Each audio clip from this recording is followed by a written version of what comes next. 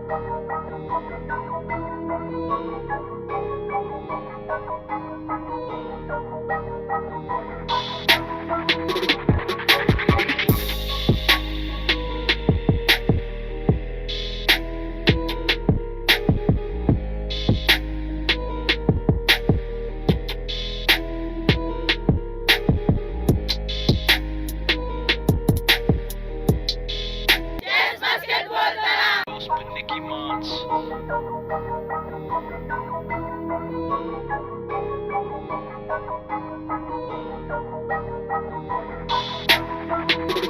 la balle orange, particulièrement celui de la région de Thiès.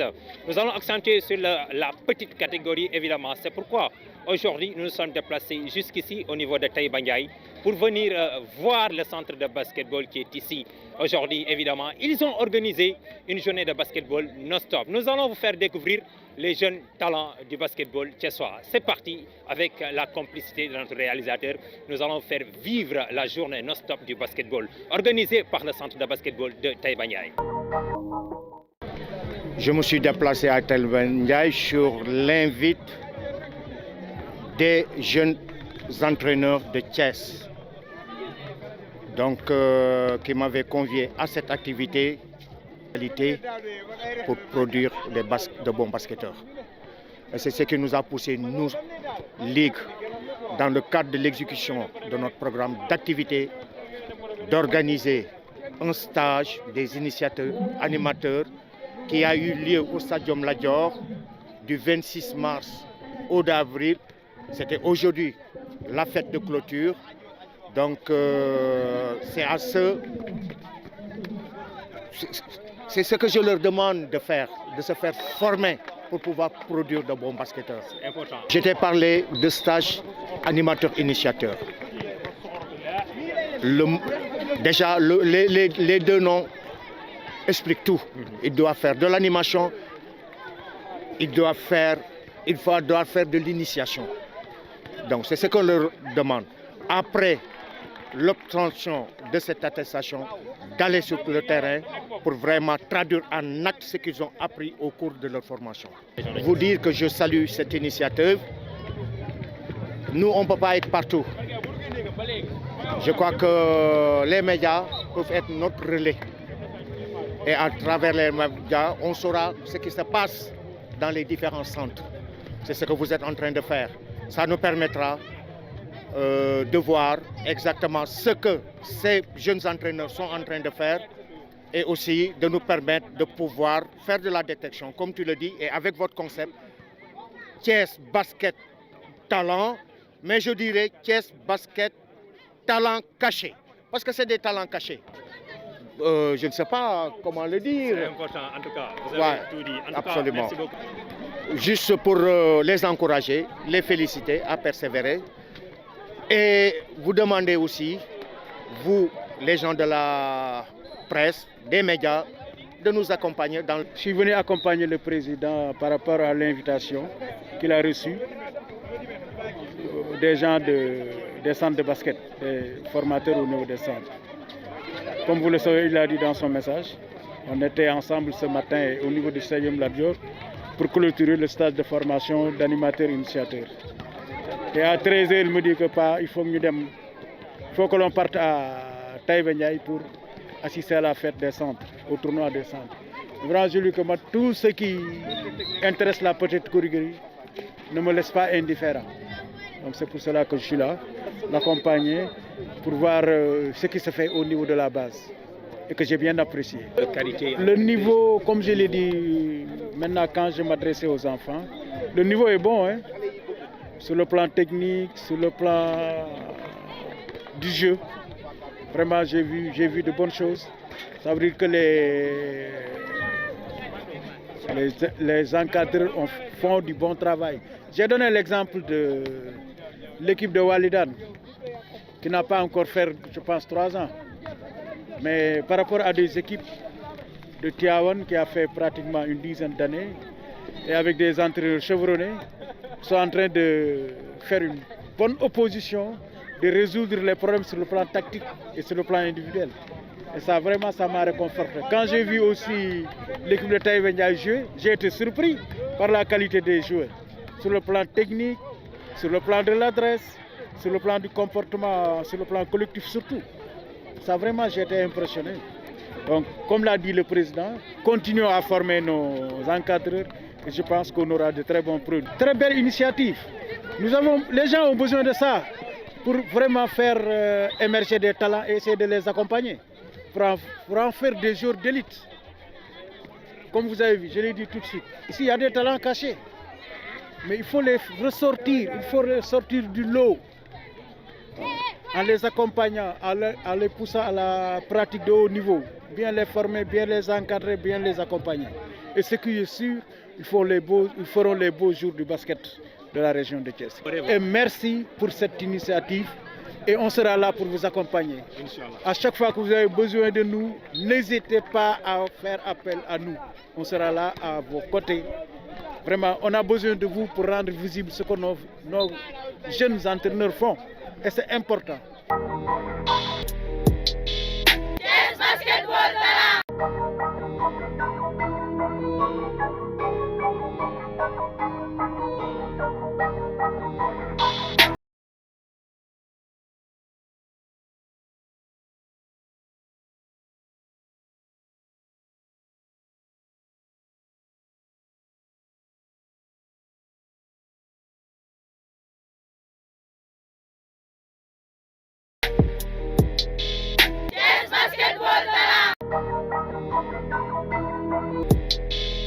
waaw ginnaaw bi ma leen santé remercier leen bu baax donc déplacement bi lenn kese moo ko wundoon mooy ñëw xool si suñuy rakk suñuy doom yi nga xam ne ni suñuy jarbaat yi nga xam ne ni ñu ngi yëngu ci li ñu yàlla nattoo muy suñu passion muy basket yàlla dogal na plus de mun naa ne 20 ans si ginnaaw ba léegi si nii ñu ngi yëngatu ci basket alhamdulilah rabil alamin la ñuy wax parce que tey bi ñu fi ñëwee la majorité des coachs yi fi nekk alhamdulilah mën na ne suñu loxo la lañ jaar mu mel ne coach Moussa yu rafetlu bu baax si liggéeyam coach yi mujjewuñu puso bi mu réer li ñu defoon si ñoom alhamdulilah gis nañ ne def nañ ci sax teg si jéego beneen waaw parce que franchement li ñu gis fii tey c'est du vrai talent te alhamdulilah bi nga xamee ne am nañ xalaat bu mel ne lii nii mooy dajaloo ci seen biir bañ a xaar sax déjà yeneen aide yi bien que aide boobu am na muy ci wàllu ligue bi ak si ñëpp gis parce que gis nañ fi président ligue bi tey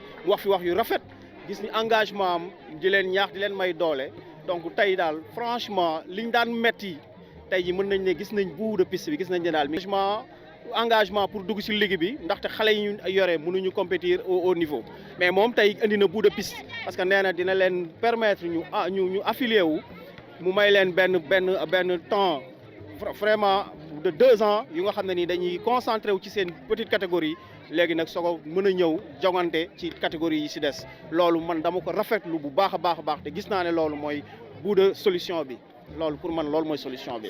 waaw Thiès basketball talent ca kanam. waaw Thiès basketball talent ca kanam. waaw forever Thiès basketball talent forever. ok bon bi déplacement bi. dafa am solo trop parce que je crois que bii mooy 3e édition nu koy def parce que édition bi njëkk bi dañoo dem Tivaouane def ko 2e édition bi ñu def ko Thiès mais Lens lañ ko defee bii mooy 3e édition bi donc dañu créer benn genre association bu tudd talent des jeunes donc léegi chaque week-end dafa am benn équipe boo xam ne moom mooy organiser chaque dimanche loolu tax moo tax déplacement bi tey ñun ñëpp ñu déplacé ñu fii pour jouer pour petite catégorie au moins ñu am tuuti compétition.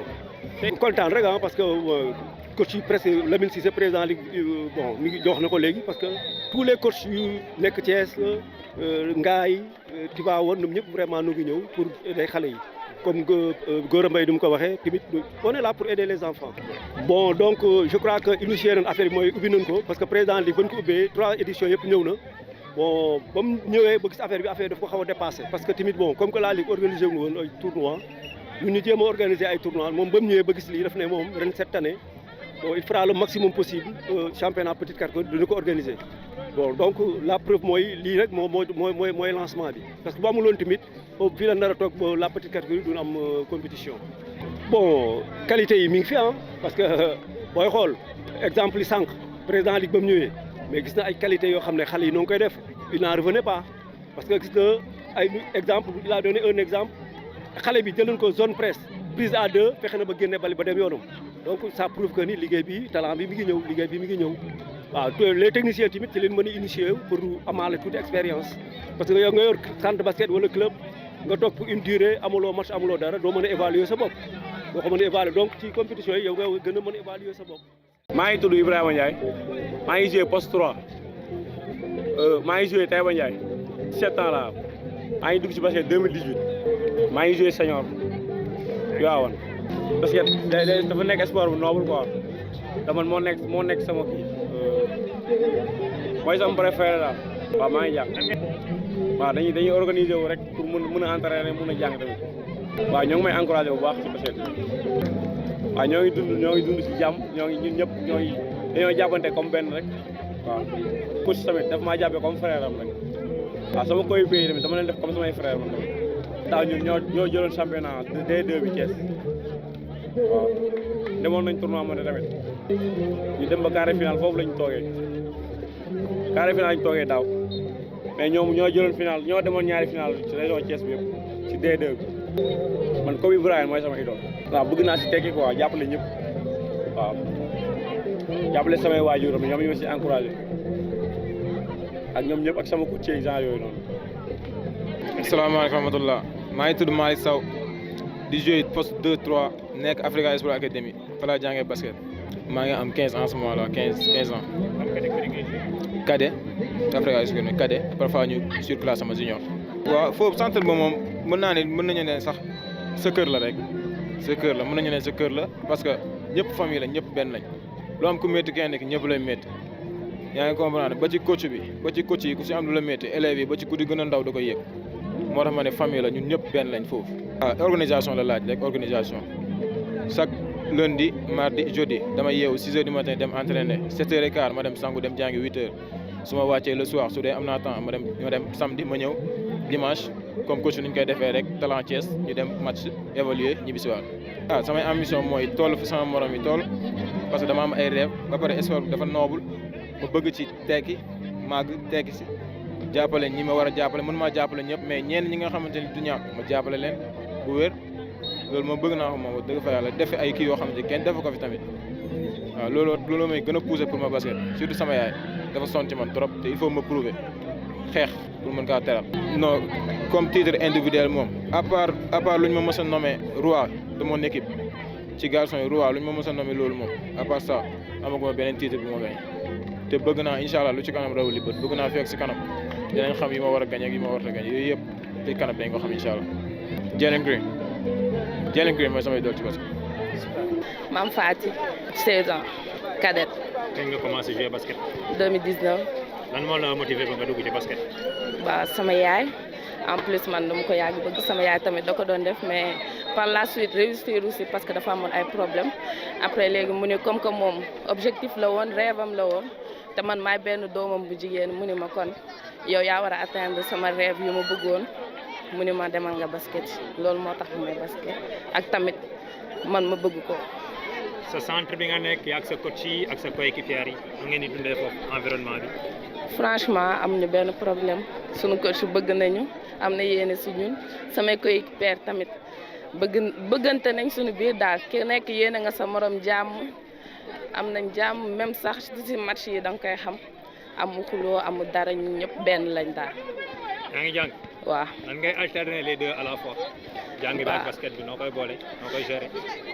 dañuy xool si kii emploi du temps yi rek suñu amee temps comme mercredi samedi mais tamit parfois su ma teelee wàcc damay dem entraîner ji mais damay combiner ñaar yëpp damay jàng damay basket du ma favoriser benn bi bàyyi beneen bi mais bu dee dëgg rek basket bi laay ëpp lu may def mais maa ngi jàng daal. Mam Fati.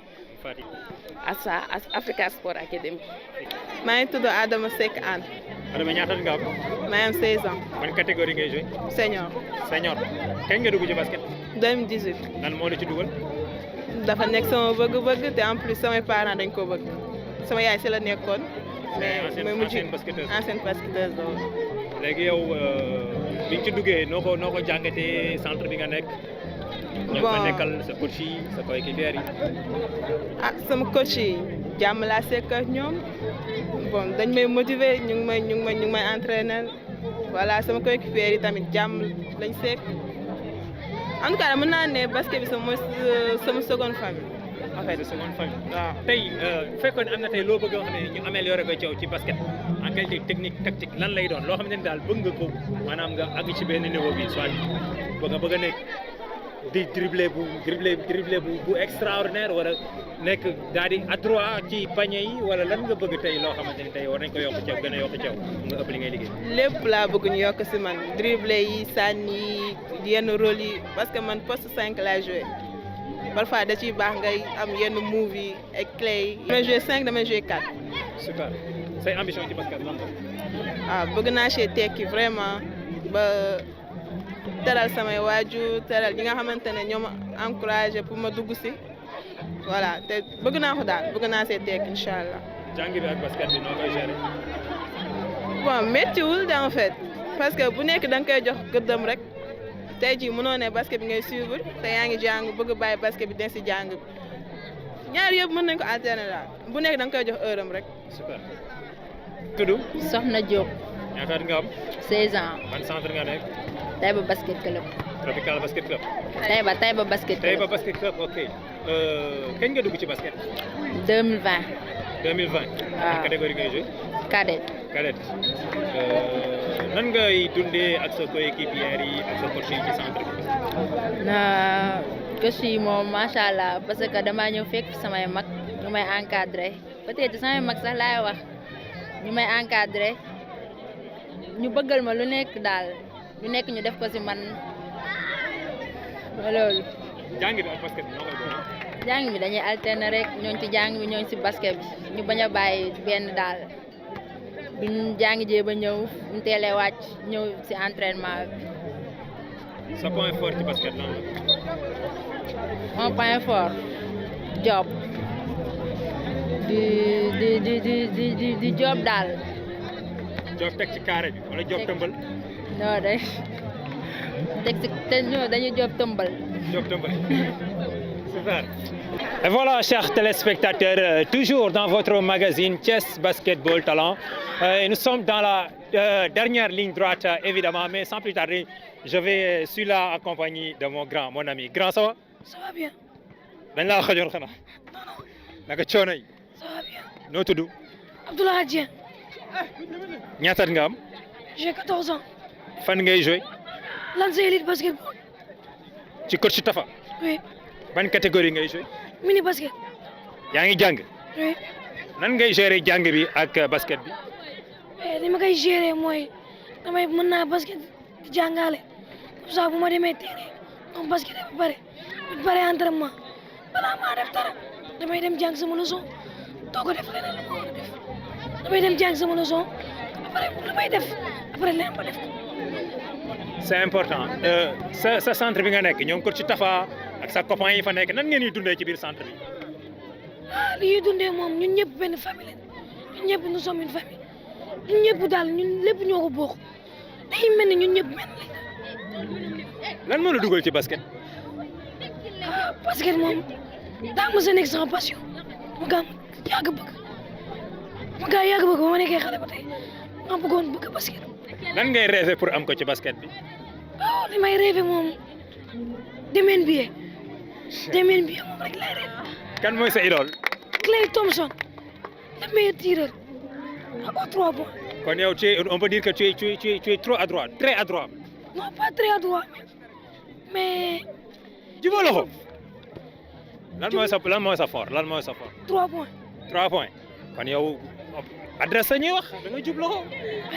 ñaata minimum di nga dugal ñaata points par match. minimum mon record que j'ai battu c'est 18 points. 18 points. tàccu leen ko. super fàttali ñu tur bi. Abdoulaye Dieng. merci beaucoup. à ma droite ça va. Ça va bien. ñoo tudd. Je me nomme Absa Fall. ñaata nga am. J'ai 13 ans. ban centre nga nekk. Lance Elite Basket. Lance Elite Basket du coach Tafa Sakho. kañ nga dugg foofu. maa ngi dugg foofu en 2020. ci 2020 bi ban catégorie ngay joué. mini basket mini fille. mini fille ñaata at nga am. j'ai 13 ans. ban classe ngay def. 5e. nooy boolee basket bi ak jàng bi. Bah, pour dire que les études je l'ai mis en première position. Parce que sans l'étude, on ne peut pas faire le sport. C'est ça. C'est important.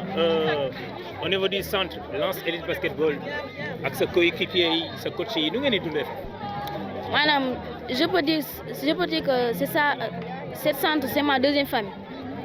À la maison, et c'est cette centre qui est ma deuxième famille. Et maanaam mën naa wax ni que ñëpp benn lañ centre boobu ñëpp dañoo boole nekk benn man ba ma ñëwee foofu ba tey gisuma maanaam lu ma metti foofu daal. ban poste ngay joué. man meneuse. meneuse ngay joué kon mën nañu wax ni yow dribble yow yaa raw comment dire la meneuse des Lions comment elle s'appelle encore. Jojo yow classe su Jojo bi nga kan mooy sa idole ci Lions yi. Taya Cooper. ah. Taya Cooper. kan ci. Taya Cooper. kooku mooy kanati. non ci équipe bu Lions sénégalais kan mooy sa idole foofu. je peux dire Yacine Diop. Yacine Diop voilà gis nga la Lions Yacine Diop borom xaw ma nu ma ko mën a waxatee borom TikTok ah borom TikTok kooku mooy sa idole léegi lan mooy sa ambition ci basket lan nga bëgg a am suba. je veux réussir pour le basket que je fais. Et pour dimbali sama yaay ak sama papa et ma famille aussi. C'est important. En tout cas, merci à toi. Voilà, chers téléspectateurs, c'était votre nouveau magazine Chess Basketball Talent. En tout cas, évidemment, comme vous l'avez vu, la réaction du président de la Ligue régionale de basketball, M. Lamine Seck Cissé, mais également les entraîneurs qui sont ici, en l'occurrence le coach Mambala Lodjan, l'entraîneur de Don Bosco, sans oublier également notre coach favori, il s'agit de coach Ngiran également. Merci pour ce nouveau numéro, merci pour votre fidélité. Rendez-vous très prochainement, tout juste après Ramadan, pour un autre numéro de Chess Basketball Talent. 3, 2, 1. Chess Basketball Talent. 3, 2, 1. Chess Basketball Talent. Merci beaucoup, ce sont les amis de Akapes Family Game. En tout cas, dinañ fexe prochain numéro ñu ñëw seen centre fële ca centre Akapes. Merci et sans suite des programmes à tous et à tous.